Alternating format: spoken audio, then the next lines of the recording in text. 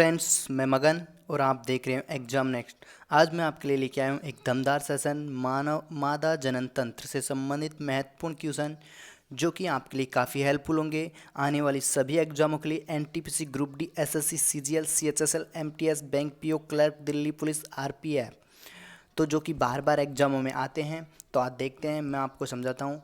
तो मैं आपको डायग्राम के साथ इनको समझाऊंगा और क्वेश्चन और आंसर भी इनके करवाऊंगा। तो देखते हैं, ये देखते हैं कि ये है मादा जनन तंत्र। ठीक है, ये क्या है? मादा जनन तंत्र। तो इसके मैं आपको बताऊंगा कि इसमें कौन कौन से पार्ट इम्पोर्टेंट है। तो ये देखते हैं, ये जो पार्ट है इसे बोलते हैं अपन योनि। ठीक है, इसे बोलते हैं अपन योनि यानी वेजिना। ठीक है, वेजिना। इससे होकर ही क्या होते हैं कि जो शुक्राणु है ये प्रवेश करते हैं। ठीक है, जो वेजिना होती है यही क्या होती है? लिंग धारण करती है शुक्राणु को ग्रहण करने के लिए। ठीक है, इसका जो ये अगला वाला सिरा होता है ये, इसे बोलते हैं सर्विक्स। ठीक है, ये जो होते हैं इसे बोलते हैं अपन अंडाशय यानी ओवेरी। तो मादा जनन तंत्र में अंडाशय की संख्या कितनी होती है? 2। ये जो होती है इसे बोलते हैं फ्लोपियन ट्यूब या डिम्ब वाहिनी। ठीक है, तो आप नाम से समझो कि अंडाशय, अंड आशय, अंडे आशय यानी कि अंडा जहाँ पर रहता है उसे बोलते हैं अंडाशय। डिम्ब वाहिनी यानी कि अंड वाहिनी भी बोलते हैं या डिम्ब वाहिनी। तो अंड वाहिनी, वाहिनी मतलब कि जिससे होकर अंडाणु जाता है। ठीक है, उसे बोलते हैं अंड वाहिनी।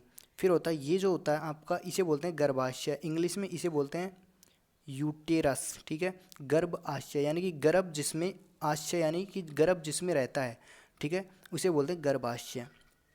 ये इतना आपको समझ में आ गया? ठीक है, अब देखो क्या होता है कि ये जो गर्भाशय होता है इसकी जो अंदर वाली परत होती है, ठीक है, इसे अपन बोलते हैं एंडोमीटीरियम। ये जो बाहर वाली बीच की परत होती है इसे बोलते हैं मायोमीटीरियम। और ये जो बाहर वाली परत होती है इसे बोलते हैं परमीटीरियम। ठीक है, इतना आपको समझ में आ गया?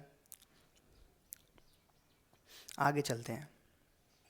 ठीक है, तो ये जो अंडाशय होता है, एक वो बात और समझा देता हूँ कि ये जो अंडाशय होता है इसमें ही क्या होता है? अंडाणुओं का निर्माण होता है। ठीक है, अंडाणुओं का निर्माण होता है। और अंडाणुओं का जो निर्माण होता है ये 12 से और 50 साल के बीच में होता है। 12 से 50 वर्ष के बीच में होता है महिलाओं में। ठीक है, 28 दिन में एक बार एक अंडाणु का निर्माण होता है। ठीक है, 28 दिन में एक बार एक अंडाणु का निर्माण होता है।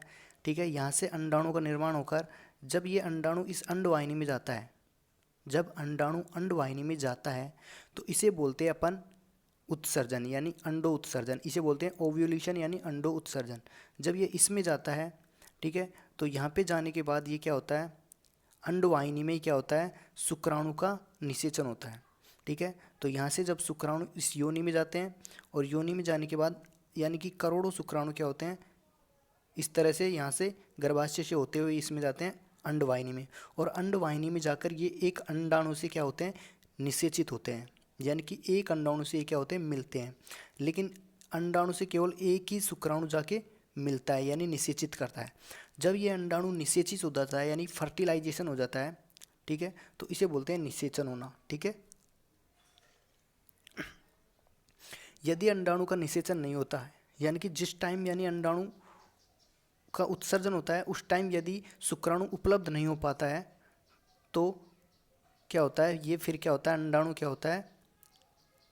बाहर निकल जाता है और रक्तस्राव हो जाता है जिसे अपन बोलते हैं एमसी।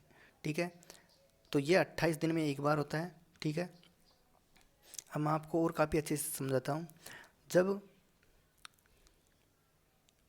जब महिला 12 वर्ष की होती है यानी कि जब महिला 12 वर्ष की होती है तो इनके जो अंडाशय होते हैं इनमें क्या होता है? अंडाणुओं का निर्माण होना स्टार्ट हो जाता है। जब अंडाणु का यहाँ पर निर्माण होना स्टार्ट होता है तो यहाँ पर गर्भाशय की जो दीवारें होती हैं ये क्या होती है? उठी हुई हो जाती हैं। ठीक है, थोड़ी उठ जाती हैं। ठीक है, यानी कि अपनी दीवारों पर क्या करती है? इसको सुरक्षा तैयार कर लेती है, थोड़ी उठी हुई हो जाती है, उठ जाती है। जब ये अंडाणु इसमें प्रवेश करता है अंडवाहिनी में तो इसे कहते हैं अंडोत्सर्जन। और जब यहाँ पर शुक्राणु आकर मिलता है तो निषेचन हो जाता है यानी फर्टिलाइजेशन होता है। ठीक है, और ये जो अंडाणु होता है निषेचन के बाद यहाँ पे आके गर्भाशय की दीवार में क्या होता है? चिपक जाता है। ठीक है, जिसे अपन कहते हैं रोपण। ठीक है, गर्भाशय की दीवार में रोपण हो जाता है। ठीक है, इतना आ गया। यदि अंडाणु का निषेचन नहीं हो पाता है, ठीक है। यदि अंडाणु का निषेचन नहीं हो पाता है तो अंडाणु क्या होता है, अपना आकार घटा लेता है और ये गर्भाशय में आकर, ये जो गर्भाशय की दीवार है ये क्या होती है, रक्तस्राव प्रारंभ हो जाता है। इनमें जो ऊतक होते हैं वो क्या होते हैं, रक्तस्राव प्रारंभ कर देते हैं। और ये जो उठी हुई दीवारें हैं ये रक्त के स्राव के साथ क्या होती हैं, योनि से होकर बाहर निकल जाती है, जिसे अपन बोलते हैं MC यानी मेंस्ट्रुएशन सर्किल। ठीक है, तो ये हो गया, इतना आप समझ लेते हैं। अब आगे देखते हैं, ये इसके भाग होते हैं इंपॉर्टेंट। तो आप एक बार अगर नोट बना रहे हैं तो एक बार नोट कर लेना। मादा जनन तंत्र के प्रमुख भाग अंडाशय, जिसे ओवेरी बोलते हैं, इसकी संख्या 2 होती है। अंडवाहिनी, और अंडाशय में ही अंडाणुओं का निर्माण होता है। फिर आती है अंडवाहिनी, जिसे फ्लोपियन ट्यूब बोलते हैं या डिम्ब वाहिनी भी बोलते हैं। तो अंडवाहिनी में क्या होता है, अंडवाहिनी में ही अंडाणु का निषेचन होता है, ध्यान रखना। गर्भाशय, गर्भाशय ये होता है गर्भाशय, और इसका आकार नाशपाती के आकार की तरह होता है। ठीक है, और गर्भाशय में ही क्या होता है, जो अंडाणु होता है, निषेचन के बाद अंडाणु, और अंडाणु का जब निषेचन होता है तो इसे बोलते हैं युग्मनज। और जब ये युग्मनज आगे चलकर इसका क्या होता है, भ्रूण में विकसित हो जाता है। तो जो भ्रूण होता है गर्भाशय में रोपण हो जाता है। ठीक है, तो भ्रूण का रोपण कहाँ होता है, गर्भाशय में। अब आता है योनि। योनि क्या होती है, ये योनि क्या करती है, अपने लिंग को क्या करती है, धारण करती है शुक्राणुओं को लेने के लिए। ठीक है, तो ये योनि हो गई। और सहायक जनन ग्रंथियाँ, यानी कि सहायक जनन ग्रंथियाँ भी होती है। जैसे कि योनि में एक सहायक जनन ग्रंथियाँ होती है, बर्थोलिन ग्रंथियाँ, ये क्या करती है, यहाँ पर इसे चिकना बना देती है। तो इस प्रकार से सहायक जनन ग्रंथियाँ भी होती हैं। तो फ्रेंड्स, आगे जो मैं मेंस्ट्रुएशन होता है इसके बारे में एक फुल वीडियो बनाऊंगा, तो उसमें आप देख लेना। अभी बस इतना ही समझ लीजिए।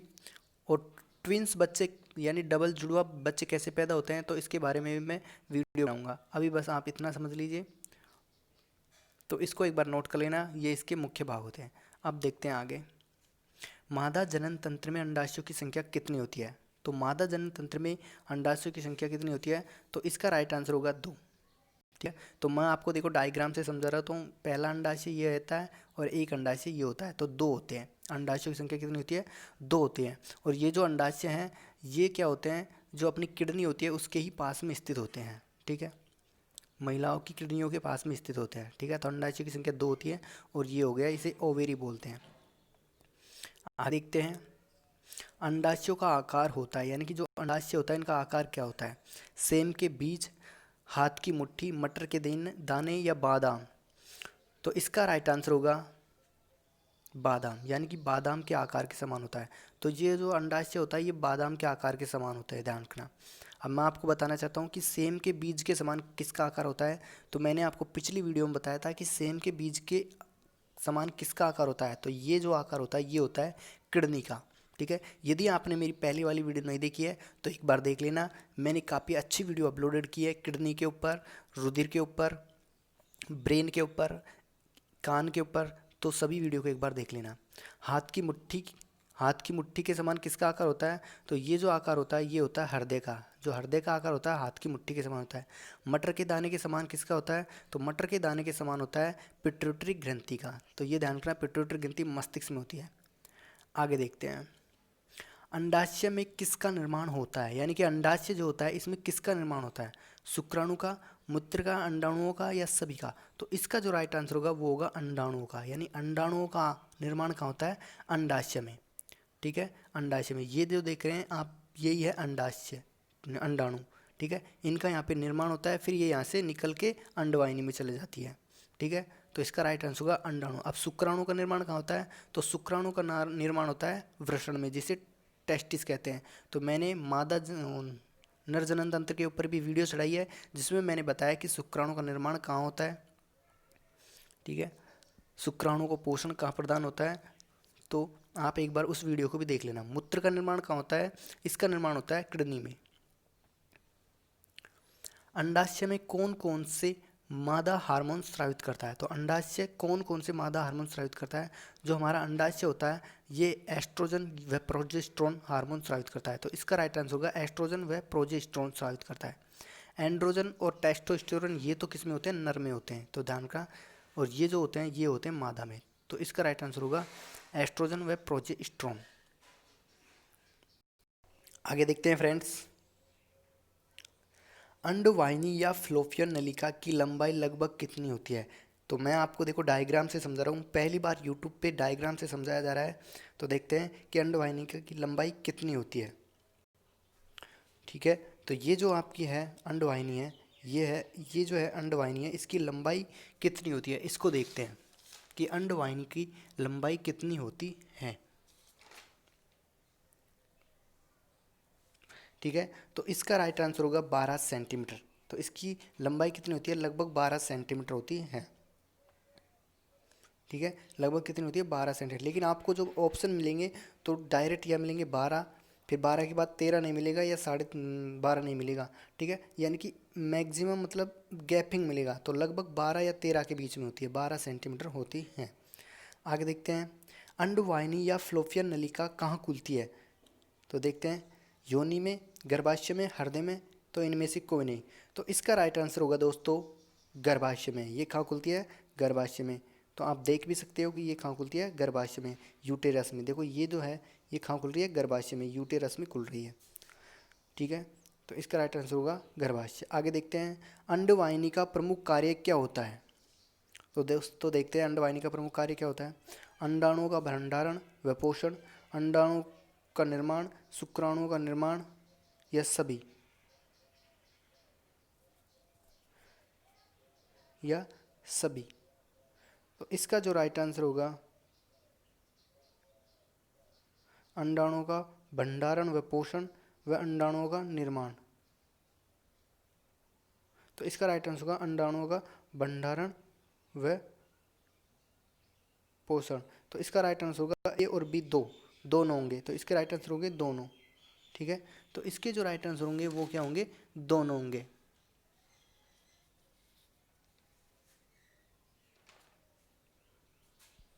तो अंडवाहिनी का प्रमुख कार्य क्या होता है। तो इसका राइट आंसर होगा ओनली फॉर, पहला आंसर होगा, पहला, अंडाणुओं का भंडारण व पोषण। तो इसका राइट आंसर होगा ए। तो दोस्तों इसका राइट आंसर होगा ए। अंडाणु का निर्माण तो कहाँ होता है, अंडाशय में होता है। शुक्राणु का निर्माण कहाँ होता है, वृषण में होता है, टेस्टिस में होता है।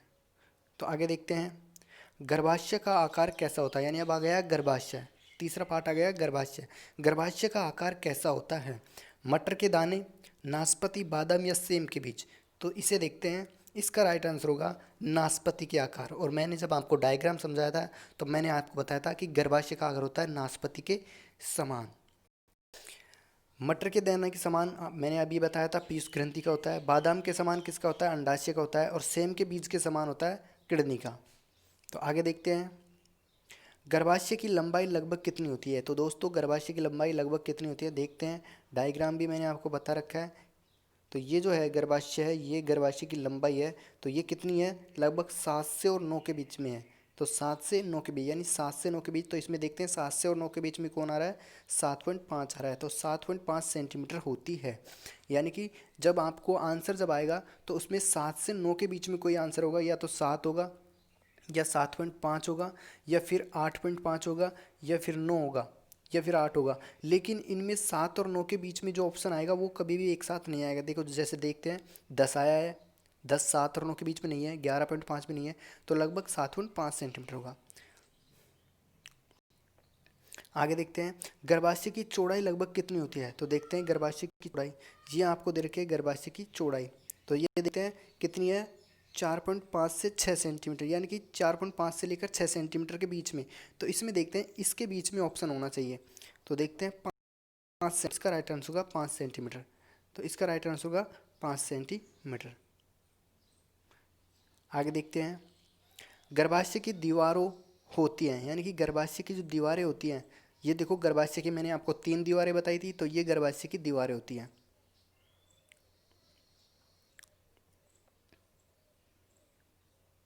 ठीक है, तो ये जो है गर्भाशय की दीवारें। देखो गर्भाशय की जो भीतरी दीवार होती है ये, इसे बोलते हैं एंडोमेटीरियम, यानी भीतरी दीवारें होती है।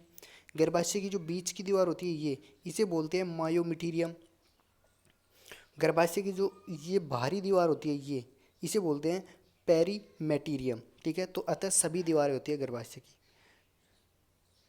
आगे देखते हैं, गर्भाशय फैलता है किस दीवार के कारण। जो गर्भाशय फैलता है, यानी कि जब गर्भ धारण करती है महिला, तो उस गर्भाशय कैसे फैलता है, तो ये किस दीवार के कारण फैलता है, तो ये फैलता है दोस्तों एंडोमीटेरियम, मायोमीटेरियम या पेरीमीटेरियम या सभी। तो इसका राइट आंसर होगा मायोमीटेरियम, यानी मध्य दीवार के कारण। ये जो होती है मध्य दीवार, ये एक स्पंज की तरह होती है जिसके कारण ये फैल जाती है। ठीक है, आगे देखते हैं, निषेचित अंडे का वर्धन या रोपण कहाँ होता है। तो मैंने बताया था कि जब अंडा निषेचित हो जाता है तो इसे युग्मनज कहते हैं, और ये इसे फिर युग्मनज के बाद इसे क्या कहते हैं, भ्रूण कहते हैं। ठीक है, तो ये कहाँ निषेच रोपण होता है, तो इसका जो राइट आंसर होगा वो होगा गर्भाशय। तो कहाँ रोपण होता है इसका, गर्भाशय में होता है। ठीक है, ये देखो जब यहाँ से अंडा निकलता है, फिर अंडा निकलने के बाद इससे जब शुक्राणु आकर मिल जाता है तो ये क्या हो गया, युग्मनज बन गया, फिर ये क्या हो गया, भ्रूण बन गया, और भ्रूण बन के ये कहाँ गया, गर्भाशय में आकर रोपित हो गया। ठीक है, तो इसका राइट आंसर होगा गर्भाशय में रोपित होता है। आगे देखते हैं, योनि कौन सा जीवाणु होता है, यानी कि जो योनि की दीवारें होती है इस पर कौन सा जीवाणु होता है। ठीक है, ये आपकी योनि है। ठीक है, जो कि लिंग धारण करती है, यानी कि लिंग को इसी में प्रवेश किया जाता है और शुक्राणु इसके माध्यम से आगे जाता है। तो इसमें कौन सा जीवाणु होता है, लैक्टोबैसिलिया, नसेरिया गोनोरियाई, ट्रैपोनेमा या पैलिडियम या सिम्प्लेक्स वायरस। तो इसमें राइट आंसर होगा लैक्टोबैसिलाई। क्या होगा, लैक्टोबैसिलाई जीवाणु होगा। नसेरिया गोनोराई कहाँ होता है, ये जो एक गोनोराई रोग हो जाता है हमारे, उसमें आता है ये जीवाणु, नसेरियाई गोनोराई के कारण होता है। आगे देखते हैं, योनि की दीवारों के दोनों तरफ कौन सी ग्रंथियाँ होती है, यानी कि योनि की जो दीवारें होती हैं उसके दोनों तरफ कौन सी ग्रंथियाँ होती हैं। तो योनि की यहाँ दीवारें होती हैं, इसके दोनों तरफ बर्थोलिन ग्रंथि होती है, और ये बर्थोलिन ग्रंथि क्या करती है, एक द्रव स्रावित करती है, जिसके कारण ये क्या होती है, चिकनी बनी रहती है, जिसके कारण ये क्या होती है, चिकनी बनी रहती है, और शुक्राणुओं को आगे जाने में क्या करती है, मदद भी करती है। अब आती है प्रोस्टेट ग्रंथि कहाँ है, तो इस क्वेश्चन का राइट आंसर होगा बर्थोलिन ग्रंथि। प्रोस्टेट ग्रंथि कहाँ होती है, प्रोस्टेट ग्रंथि नर जनन तंत्र में होती है। ठीक है, तो ये नर जनन तंत्र में होती है, ये भी क्या होती है, शुक्राणु को आगे जाने में मदद करती है लिंग में। प्यूटरेटरी ग्रंथि ये मस्तिष्क में होती है। अधिवृक्क ग्रंथि ये क्या होती है, किडनी में होती है। आगे देखते हैं दोस्तों, मादा जनन तंत्र की सहायक ग्रंथियाँ। तो ये मादा जनन तंत्र की सहायक ग्रंथि है बर्थोलिन ग्रंथि, रेक्टल ग्रंथि और पेरिनियल ग्रंथि और स्तन ग्रंथि। ठीक है, तो ये मादा जनन तंत्र की सहायक ग्रंथि है। स्तन ग्रंथि के कारण दुग्ध स्रावित हो जाता है प्रेग्नेंट के बाद।